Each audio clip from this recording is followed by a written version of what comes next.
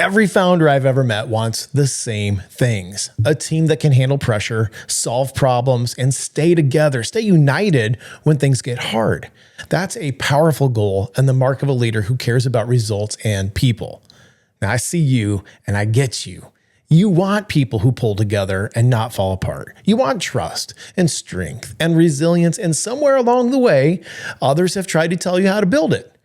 They persuaded you to believe that what you needed was team building, like a retreat or a workshop, a day away from the office to get people connected again.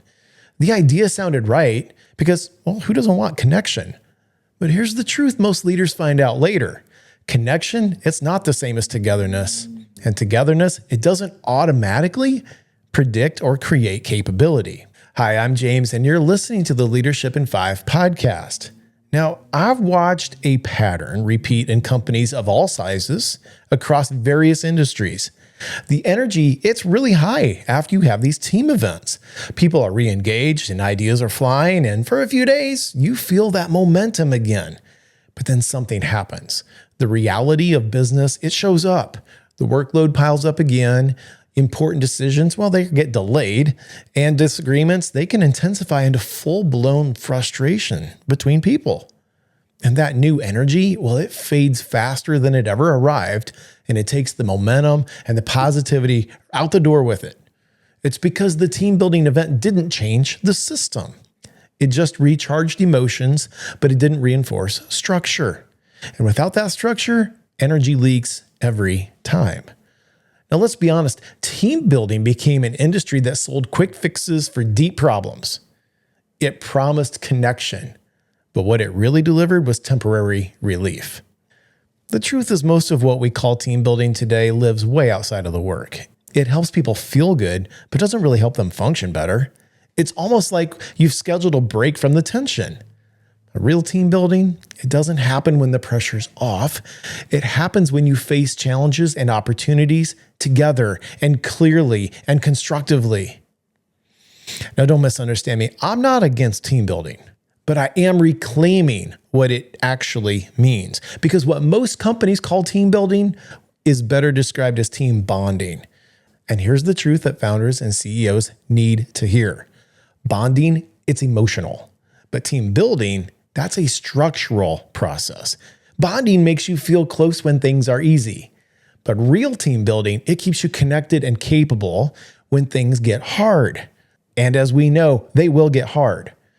When founders understand that distinction, everything changes, because that's when culture stops being a series of events and it becomes a structure of understanding.